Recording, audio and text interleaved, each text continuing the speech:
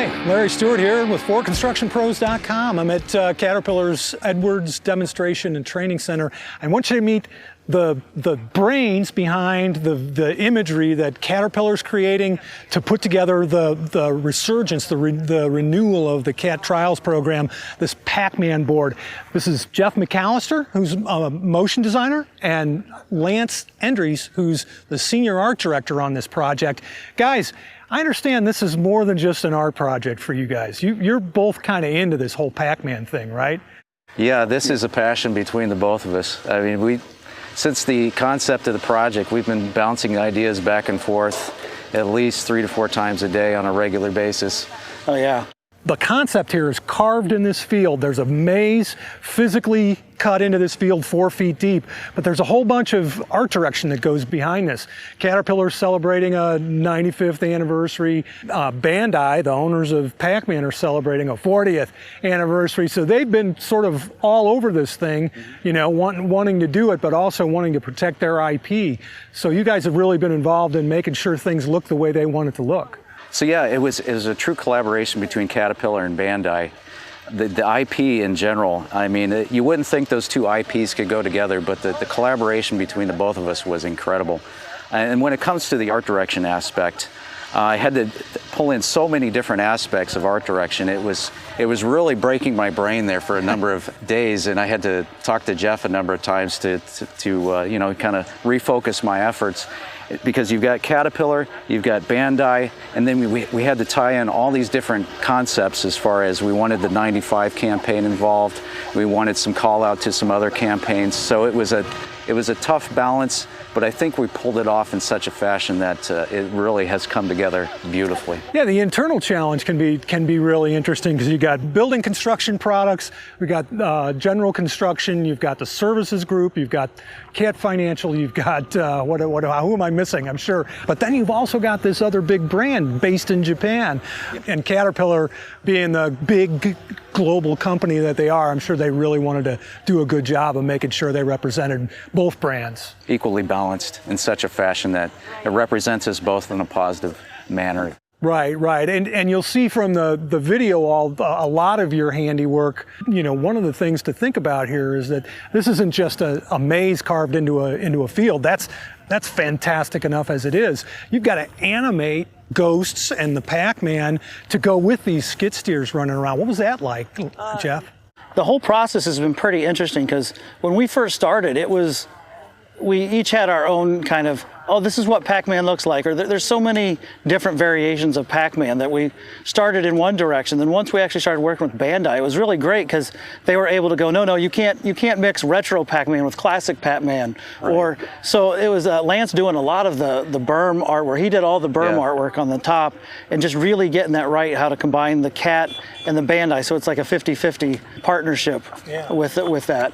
And then just using the artwork, first start concepting what the maze would look like, what the scale would look like.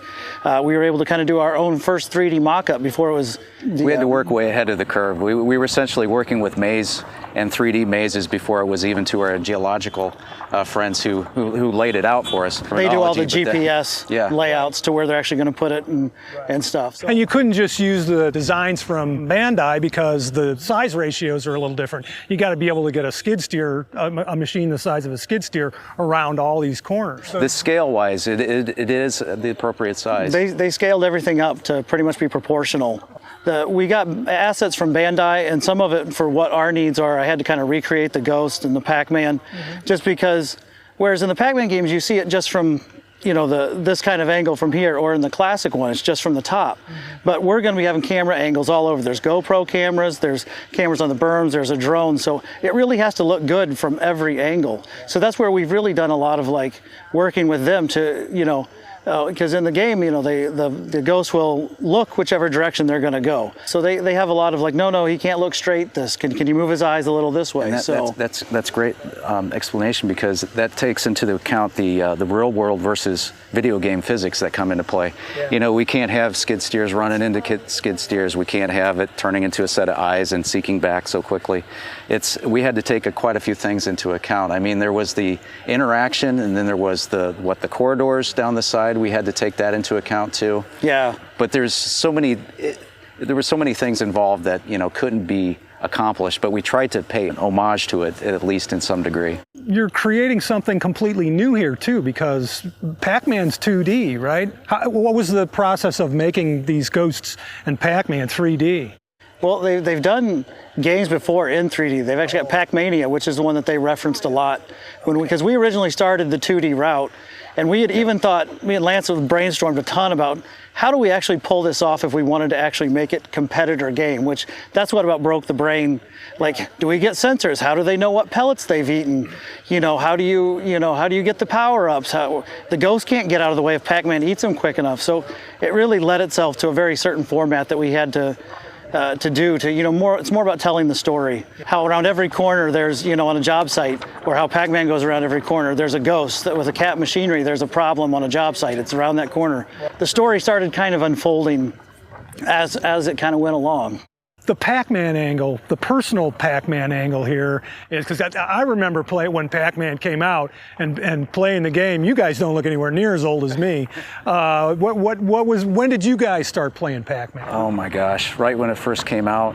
I mean, I had the lunchbox, I had the watch. Oh, I had the I had shirt. a TV tray. I had a TV tray. I had I definitely had the cereal. I remember the cereal. All right. My gosh. You wore your watch out, didn't you? I had the wind-up toys. I mean, a lot of this stuff was just kind of, I was fully ingrained in it. Let's just say that. You restore old video games? Yeah. As a hobby, I restore classic arcade stand-ups, as well as cabinets and the cocktails and the cabarets. Pinball machines, or is it just electronic games? I do pinballs as well. I finished my second pinball just recently, so yeah, it's a little more complex than an arcade dramatically. Yeah. Right. So yeah. Yeah, you gotta get all the levels just right. All the. Yeah. This one was an EM. It was an EM pinball, so it was a lot of switches, dials, and gears to clean up. Yeah, that's a whole bunch of analog hardware. And Jeff, what's your background with the game?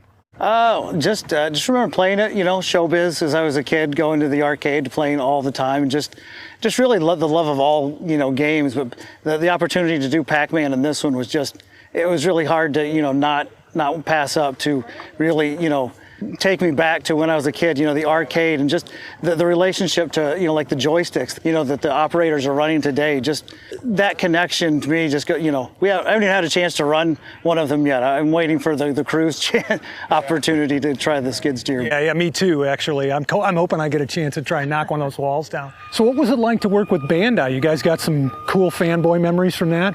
Oh yeah, we had numerous meetings with them, with the U.S. and Japan team at times, and one person that helped us out greatly was Dennis Lee. I mean, he guided us, told us, base as much as you can on Pac-Mania, and I mean, what are your memories, Jeff?